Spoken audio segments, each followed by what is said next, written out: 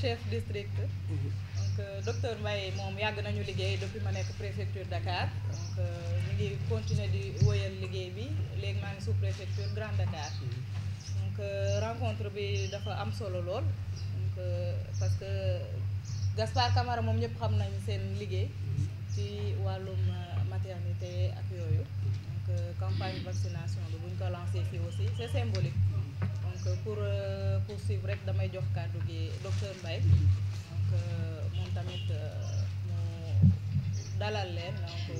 comme tey c'est la première fois ma ñëw fi réunion aussi. Donc depuis ngeen defaraat sur fond propre. Tu as dit ça. Merci, Madame le sous-préfet, pour la parole. Je voudrais juste à l'entame de mon propos votre disponibilité. Parce qu'il faut le dire, hein, comme elle l'a dit tantôt, on a toujours travaillé quand elle était déjà au niveau de la préfecture de Dakar. Et cette collaboration continue. Et chaque fois qu'on a besoin d'elle, elle est présente, malgré son agenda assez chargé. Et la preuve, lors de la mise en place du Task Force, c'était la veille des élections. Et qui dit élection, c'est que les autorités administratives sont très surchargées. Et pourtant, elle a tout laissé pour venir nous appuyer par rapport à cette mise en place. Donc cela prouve juste à suffisance, en tout cas, l'intérêt qu'elle porte à la santé, qui est un secteur assez important à tout point de vue. Aujourd'hui, nous parlons de la santé, mais particulièrement de la santé de l'enfant. Et qui connaît bien le système de santé, c'est que la demande sanitaire ne cesse d'augmenter. Et aujourd'hui, nous sommes dans un volet assez spécial qui va nous permettre de prévenir, en tout cas, 2 maladies pour les enfants et qui va nous permettre un peu de maîtriser cette demande sanitaire liée à ça. Donc, Madame le Préfet, merci de votre présence. Je voudrais également remercier l'ensemble des acteurs qui sont ici présents, les représentants des mairies, la commission santé, qu'on connaît très bien, qui sont toujours là également quand on a besoin d'eux, mais également les Badianougor, la task force qu'on avait mis en place, ils sont tous là aujourd'hui. On avait également invité le secteur éducatif, et je pense qu'il va venir, hein, une information de l'IF, parce que j'ai fait, Madame le Préfet, avant-hier, la semaine passée, j'ai fait une visite de courtoisie à l'IF de Grand Dakar, où j'ai échangé avec elle et j'ai échangé avec le point focal santé, l'inspecteur Faye, qui est le point focal santé de l'IF. Je me suis déplacé également à l'autre IF, comme nous sommes à cheval entre 2 arrondissements, pour discuter également avec l'IF de Dakar Plateau, pour voir comment le secteur éducatif peut nous appuyer par rapport à cette campagne. Donc remercier aussi l'ensemble des ICP, des majeurs qui sont là présents et qui sont en tout cas, les maîtres d'œuvre de cette activité. Donc voilà quelques mots que je voulais dire en introduction. Et dire tout simplement l'importance de cette campagne. En tout cas, comme on a l'habitude de le dire,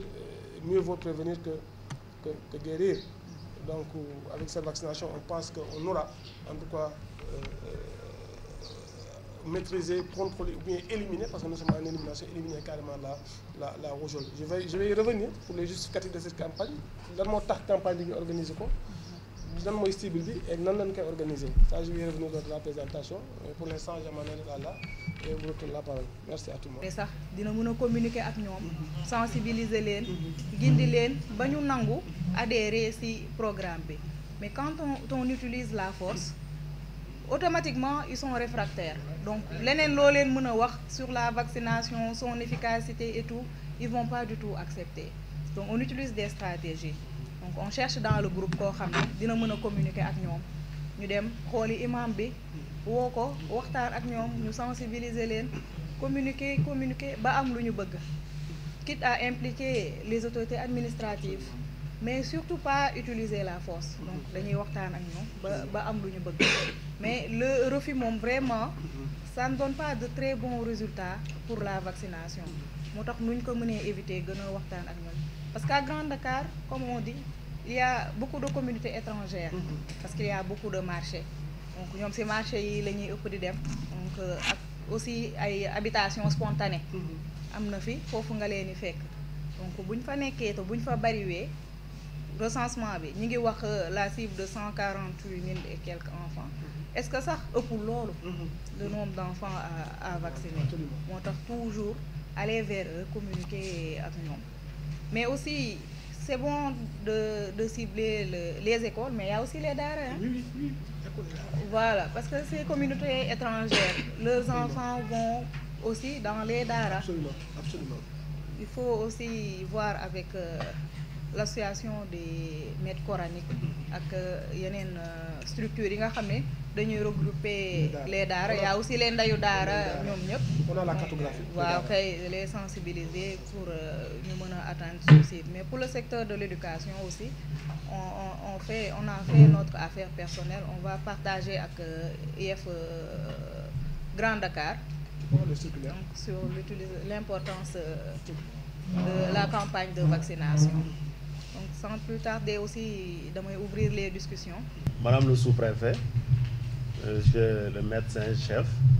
l'équipe cadre technique. Moi je suis là en qualité de représentant de la commune de Fann Point Amitié, plus particulièrement suñu conseiller bu chargé wu affaire santé, parce que bon il a eu un empêchement.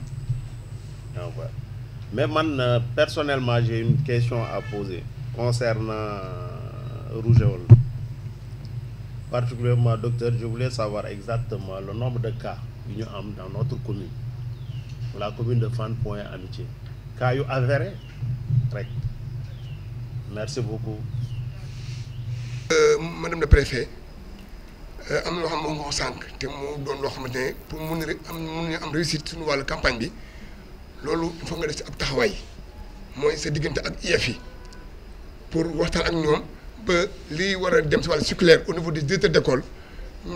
yi mën a passer l'information ba nga xamante ne équipe bi buy ñëw si biir école yi du ñu am benn jafe-jafe parce que toujours foofu la ñu amee jafe-jafe mooy benn manque de communication entre l'IEF et les chefs d'établissement. Loolu bu amee rek yaakaar naa ne li ñu bëgg am si wàllu taxawaay réussite si campagne bi mën nañ ko am beneen bi tamit sànq docteur wax na ko si exposé am mooy suñu mbokk guinéen yi mais ma rappelé benn anecdote ak suñu ICP madame Mayga dañu demoon ba côté Cité des Eaux noonu ñu amoon suñu mbokk guinéen yu bëri nekk foofu mais man mi fa nekkoon olof laa dégg keneen ak keneen mais pour ñu mënoon am madame Mayga déggoon na seen làkk ba mu waxtaan ak ñoom rek ñoom ñëpp ñu indi seen doom yi macha allah mu ngi toog ba mu làkkee ak ñoom làkk bi rek ma ne kon ñun baaxoon na kat ñu am ku ñu àndal pour ñu mën a jot xale yi kon vraiment loolu tamit comme ni ko médecin waxee laaj na léeg-léeg tamit suñu mbokk yi nga xam ne ñoom la ñu àndal si biir terrain bi ñu mën a am yenn làkk ñu mën a dégg parce que léeg-léeg ñoom boo déggul seen làkk rek boo waxee dañuy daal am refus te du ñu vacciné wu loolu laa àndoon pour contribution mais ngeen bañ a ñu ngi lay nuyu bu baax a baax di la remercier vraiment gis nañu depuis bi nga ñëwee sa présence ci district bi def naa ñu ngi koy remarqué bu baax a baax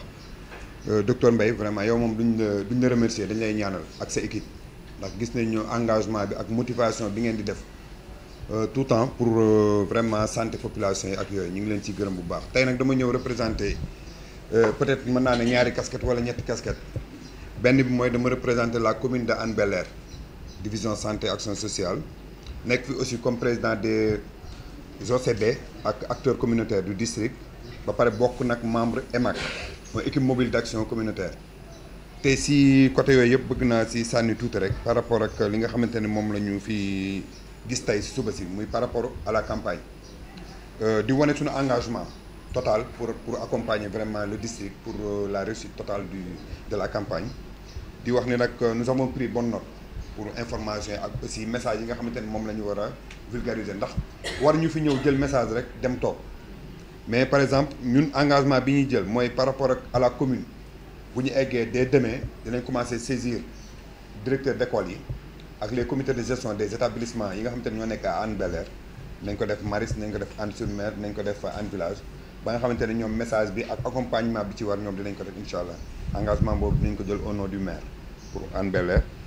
dinañu aussi association des imams association des maîtres coraniques yi nekk Hann Bel-Air te Thiam jiite ko incha allah dinañ ko saisir moom tamit pour mu informer ses collègues maîtres coraniques pour nu ñuy accompagner les structures de santé après xam naa partager les numéros des ICP jox ko pour moom mu mën ko partager ak maîtres coraniques yi pour nu ñu leen di mën a jàppale par rapport ak loolu beneen bi aussi mooy par rapport à EMAC ñuy wax rek les JCP yi fi nekk ak major yi comme samedi la ñuy commencé caravane bi pour bu ñu mënee am point fixe yi point équipe yi fi ñuy nekk au moins ñu am ko nga xam te ne bu ñuy sensibiliser nit ñi dinañ mën secteur bu ñu dugg dañuy mën a wax ni équipe fii lay nekk ak yooyu pour mu gën a facile pour la population.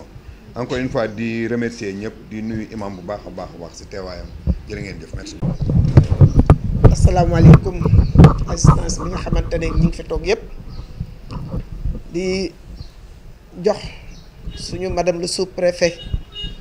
martabaam di ko sargal di ko jaajëfal bu baax a baax di kontaan bu baax moom it ci teewaayam nga xamante ne alhamdulilahi rabbil alamin bi ñu ko yàlla joxe muy jigéen di jigéen ju neex deret nag wax dëgg neex yàlla parce que man mi ngi may jàngal sax ni jigéen dafa war a reetaan bi ma nekkee xale daanaa ree waaye dafa reetaan dafa xaw a taxu waaye ñaari yoon yu ma jàkkaarloo ak moom vraiment ci reegu neex gi nga xamante ne dafay dalal xel madame le sous-préfet ñoo ngi kontaan ci yow bu baax a baax di jaajëfal le médecin chef li nga xamante ne tabaarakàlla moom it dafay encourager ak di yokk cawarte bu baax a baax ci liggéey bi nga xamante ne ñu ngi ko séq ak moom ñun wàllu bàjjanu gox di jox imam martabaam bu baax a baax waaye ma teewee fi teewaayu bàjjanu gox di présidente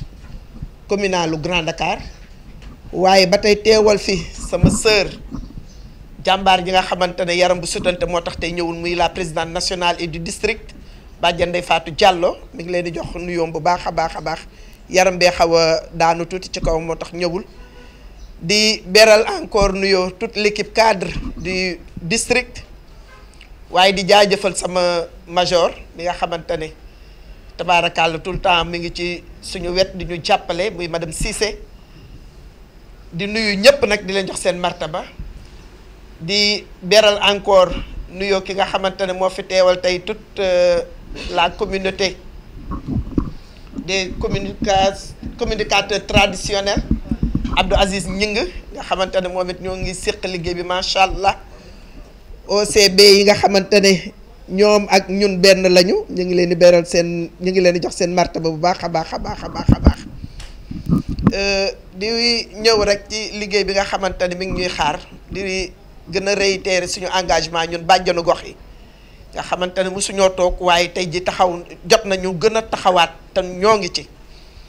dafa am rek question bi nga xamante ne dama koy laajte ci xale yi nga xamante ne ñu ngi ci mbedd mi gisuñu seen yaay gisuñu ko ñu àndal ndax bari na ci yaay yoo xamante ne bu ñu xëyee dañuy dem bàyyi ñenn ci seeni doom ci mbedd mi xale yooyu naka la ñuy war a def ak ñoom appartement fermé yi nga xamante ne waajur yi dañuy xëy dem bàyyi fa jànq bi léeg-léeg ak xale yi sooy wax dañ lay sëpp ngay gis xale yi doo mën a am accès ci xale yooyu ñoom it lan mooy doon seen sort ci campagne bi ñi nga xamante ne aussi seen liggéeyukaay muy ñenn ci suñu mbokku fóotkat yi ak ñi nga xamante ne dañuy def restaurant yóbbaale seeni doom boo waxee ñu ne xale bi indaalewu ma carnet te doo mën sa jot xale boobu ci carnet parce que tout le temps yaay jàng ca waañ ba di togg walla di fóot te xale ba mi ngi exposé wu question yooyu daal am na yoo daal bëggoon nañ daal ngeen leeral ñu ci parce que mënoo jël doomu jàmbur di ko forcer carrément nag da ngay ñàkku yaay ji nga mën a raisonner waaye boo ko waxee mën a la indiwuma carnet xale bi de nooy mujj def bàyyi xale boobu te benn xale bu exposé rek mën naa lor ñeneen ñi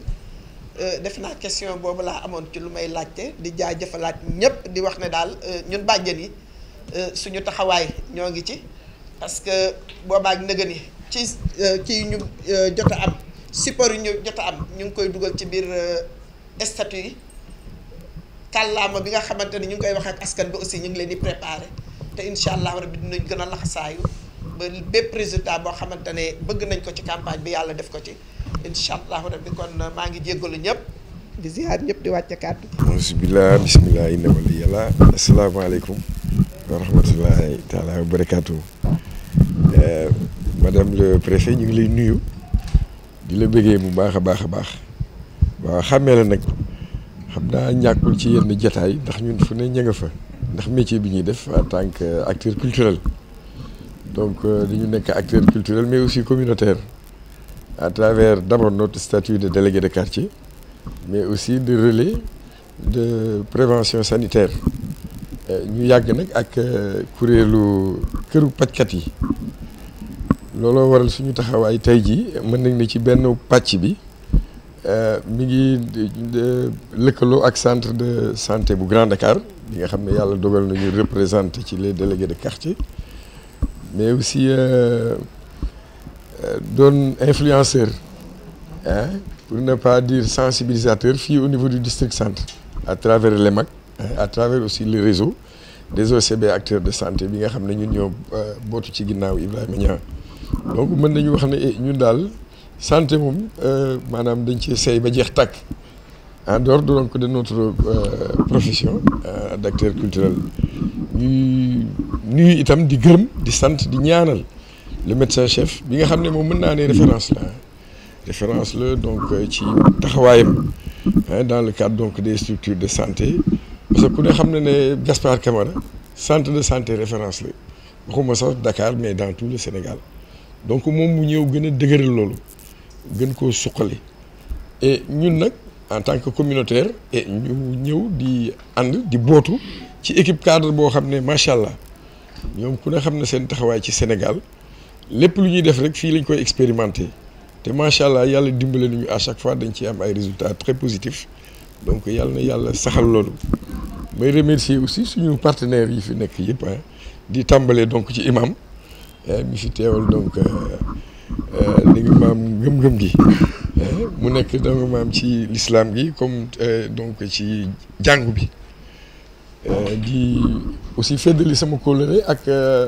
acteurs de santé yi les techniciens je veux dire ñi nga xam ne miinante nañu parce que ñoom chaque fois ñooy ànd ci terrain bi di liggéey. Bon pour bañ a gudd man li ma doon njëkk a laaj benn bi ci jiitu mooy damay remercier d'abord brillant exposé bu médecin chef, mais dégg naa mu attirer attention ci lu jëm ci xale yi balaa ñuy ñàkku am na ay xeetu lekk yu ñu warul mën a consommer wala ay xeetu garab dafa mel ni dégg naa mu signaler sax bi mu expliquer ne est-ce que jëlul paracétamol avant muy ñëw ma bëggoon yooyu nag et ñun ñu tàggat ñu ci. ñi nga xam ne dañu nekk ci côté technicien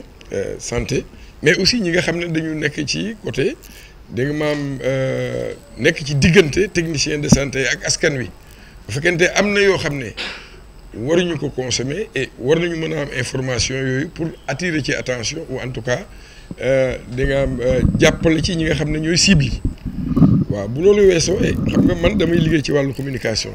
dama gis ne communication bi également moo yore lépp communication moo yore lépp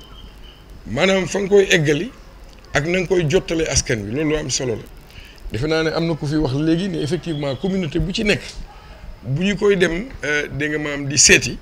ci lu jëm ci njaq war nañu ànd ak ku dégg làkk wi wala koo xam ne miin nañ ko xam nañ ko wala wóolu nañ ko loolu am solo la te defe naa ci loolu mën nañu sukkandiku d'abord ci nitu diine yi sukkandiku ci chef de quartier yi sukkandiku ci bàjjenu gox yi sukkandiku surtout ci personne ressource communauté yi loolu dafa am solo parce que fooy dugg rek boo jaaree ci buntu ba rek na nga war a jaaree defe naa war na mën a yomb donc man sama xel day dal bi ma déggee donc médecin chef mu ne am na loo xam ne waajal nañ ko ci lu jëm ci wàllu télévision ci lu jëm ci wàllu rajo yi mais nañu ko gën a renforcer d'abord par une communication boo xam ne war na mën a am dans les mosquées am itam ci bépp béréb rek boo xam ne communauté yi danañ fa nekk particulièrement ñi jàngale moo xam nag école bi la moo xam daara ji la defe naa ne yooyu am na solo trop ñu insister ci man nag personnellement en tant que influenceur au niveau du district centre am na liggéey boo xam ne bu ñu ko laajee bu ñu ko laajul dañ ciy nekk maanaam à travers les réseaux sociaux di communiquer avec des images mais aussi avec des slogans yoo xam ne dañuy am toujours yaakaar ne am na lu muy dolli rek ci yombal da nga ma am joxalante bi ci diggante donc programme yi ak askan bi maa ngi jégalu nag ci kàddu gu guddi. asalaamaaleykum mbooloo mi maa ngi rafetlu bu baax ci teewaay bi vraiment ma ñëwoon tuuti rek ci yenn question yoo xamante ne ni soulevé nañ ko après yi ci des ñu complété donc question bi yi nga xamante ne yenn yi am na ay contribution yoo xamante ne ni pour mu gën a améliorer campagne bi la rek ndax ndam rek lañ ciy ñaan incha allah. donc bi may njëkk moom mooy par rapport ak communication sur les points yi nga xamante ne ni EMAC moom mu ngi koy def. parce que am na ku laajte ne par rapport ak xale yi nga xamante ne ñu ngi ci mbedd mi appartement yi nga xamante ne dañ koy tëj ak ñi nga xamante ne ñu ngi ci wàllu liggéey yi yooyu yenn anam le district ban taxawaay le district war a taxaw pour toucher ñooñu parce que problème lay doon ndax bëri nañ fii ay ñoo xamante ne nii dangay dem ñoo xamante ne dañuy xëy dem liggéey ji ñenn ñi dañuy dem jànq ba lañ fay bàyyi du am répondante mënoo laal xale bi. loolu EMAC en général dafa am benn stratégie boo xamante ne dañ ko développé muy stratégie semi nocturne boo xamante ne EMAC day jóg 16h 20h nga xam ne képp koo xamante ne liggéeykat la dina la fekk sa kër moom moo tax heure boobu ñoom la ñuy jóg pour ñu mën a wax ak parents yi mën a toucher tamit seen njaboot sensibiliser leen ko te ça fait depuis très longtemps activité la boo xamante ne ñoom lañ ko chargé ñoom lañ ko bàyyil pour ñu koy def beneen bi wax laaj nañ tamit ci alimentation ak vaccination lekku xale yi moo tax notification bi dañ koy xaar lu bari parce que da ngay gis yaay boo xamante ne ni day ñëw mu am notification boo xam ne dañ koy def dañuy laajte waale tamit ci lekku xale bi ndax am na xale yi tamit dañuy xool ci ñàkk bi est-ce que allergie bi nga xamante ne xale bi moom la présenté est-ce que ci ñàkk bi la jóge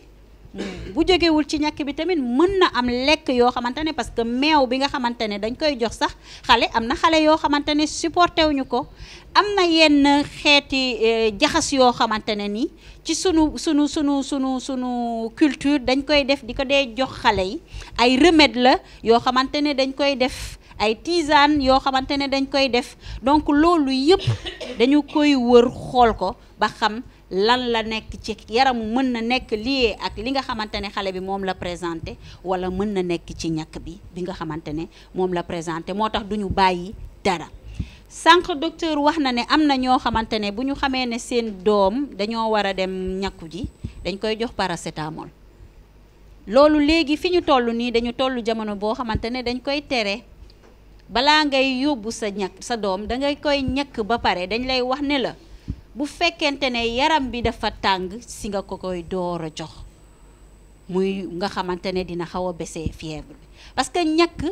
dañ lay wax des fois ne que am na yoo xamante ne dañ koy xool xaar ko ci xale bi pour xool ne que ñàkk bi mu ngi def effet ci xale bi waaye effet boobu muy def muy effet secondaire yooyu noonu warut a ëpp yenn ëpp yi moom moo tax ñu wax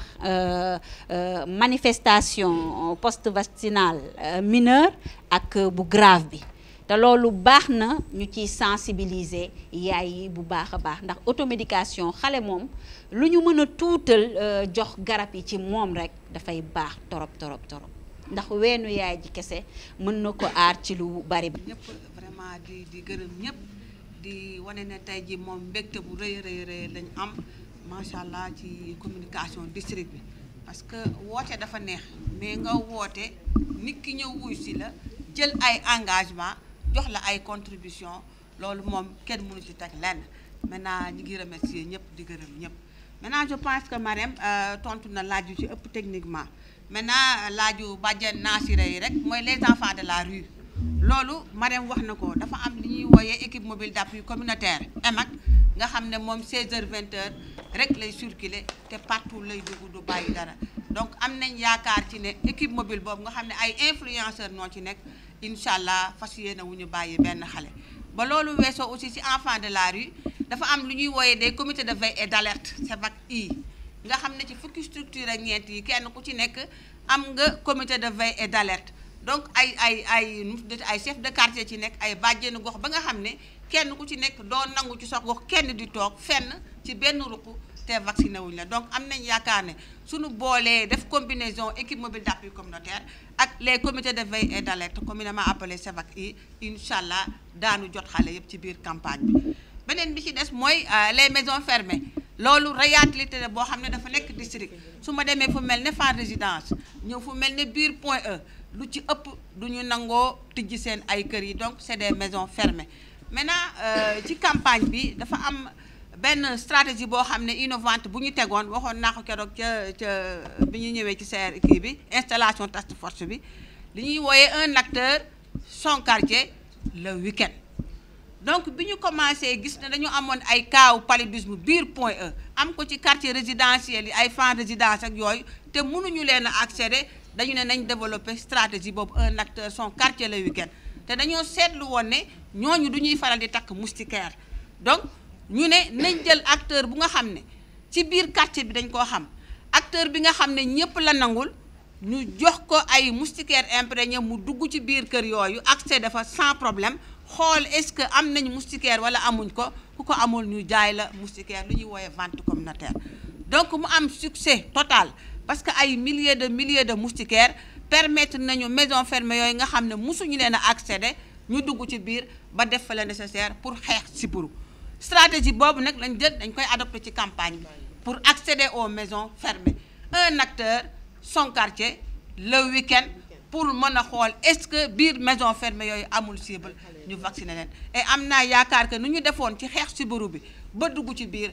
kër yooyu daanu ko def ci biir campagne bi ak ces mêmes acteurs pour xool cible bi mën leen na vacciner donc am naa yaakaar que teg nañu ay stratégie yu ñu développé task force locale baa ngi pour la gestion des cas de refus ak yeneen yoo xam ne incha allah ak village bi nga xam ne moom lañ fas yéenee fësal préfet ñu ngi xaar aussi buñ ko installé nga ñëw visiter le village de la campagne parce que l'ensemble des supports de la campagne seront exposés mais également aussi l'ensemble des supports du PV seront exposés docteur aussi fas yéene na l'ensemble des indicateurs des programmes prioritaires de santé mu fësal li nga xam ne moom la ci liggéey ci at mi donc daal moi je pense que daal vu l'engagement de tout le monde ak l'engagement du médecin chef incha allah je pense que nam li dina egg Dakar Centre les objectifs est à 95%. Merci beaucoup. District également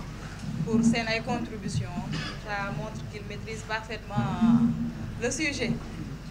Vaccination nu ñu ko waxee sànq dafa nekk lu am solo ndax dina permettre ñu xeex feebar yu bari yu fi jot a am pour campagne vaccination contre rougeole rubéole bi donc je vais rejoindre le MCD rek si plaidoyer bu mu def plaidoyer à l'encontre des collectivités territoriales parce que la santé est une compétence transférée donc compétence transférée.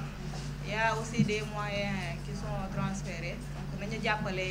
district sanitaire bi ngir mu mën a atteindre objectif yi nga xam ne moom la ñu fixé pour réussir campagne vaccination donc bu ñu jógee ci mairie yi tamit dañuy dem ci les acteurs sociaux les imams donc les relais les OCB mais aussi les communicateurs traditionnels parce que ñoom ñoo ñu gën a jege population yi ñoom ñoo nekk ci biir kër yi ñoo nekk ci koñ yi donc dinañ gën a mën a waxtaan ak parents yi sensibiliser leen ci li nga xam ne mooy importance wu vaccination bi te yaakaar naa information yi fi joto génn donc ci campagne vaccination bi comprendre nañ objectif bi te dinañ mën a delluwaat ci famille yi expliquer leen lan moo waral lii ñuy waaj a def mooy campagne vaccination contre la rougeole di insister également ci CDS yi tamit ñu jàppale district centre ci campagne bi di insister auprès des acteurs des médias parce que communication c'est la base donc quand quelque chose est bien relayé partagé nit ñi dinañ mën a impliqué wu ba pare dinañ sawar lool ci bàyyi ñu vacciner xale yi pour également les appartements qui sont fermés loolu aussi ça c'était un cas bu ñu constaté woon ci période recensement bi beaucoup d'appartements wala beaucoup d'immeubles étaient gérés par des agences donc la solution qu'on avait trouvée c'était de faire une circulaire bu ñuy adresser à tous les responsables d'agence de bâtiment wala appartements yi préfet moo ko signé woon donc ceux qui vont faire le recensement dañ koy yóbbaale à chaque fois qu'ils iront au niveau d'un immeuble parfois ils y trouvent les concierges donc qui ne pourront pas leur permettre d'accéder au bâtiment, mais dañ leen doon jox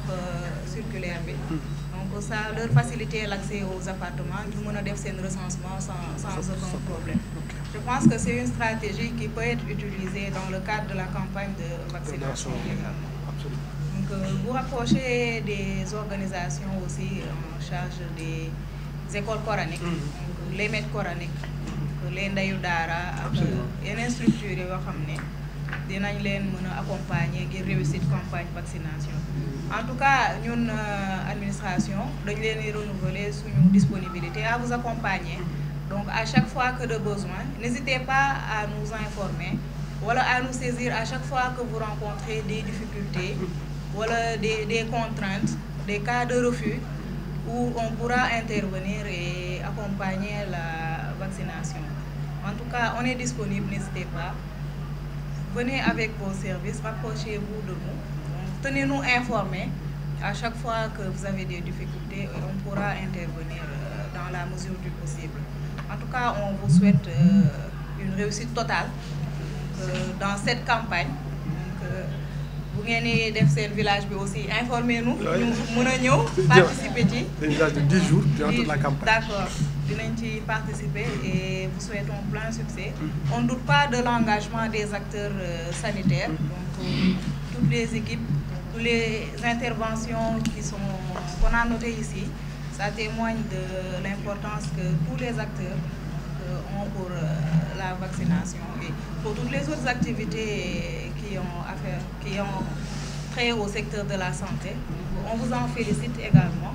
et vous souhaite un succès pour la réussite de cette mission. Merci beaucoup à tous les acteurs. Et la campagne est officiellement lancée dans le district centre. Merci beaucoup. Merci beaucoup.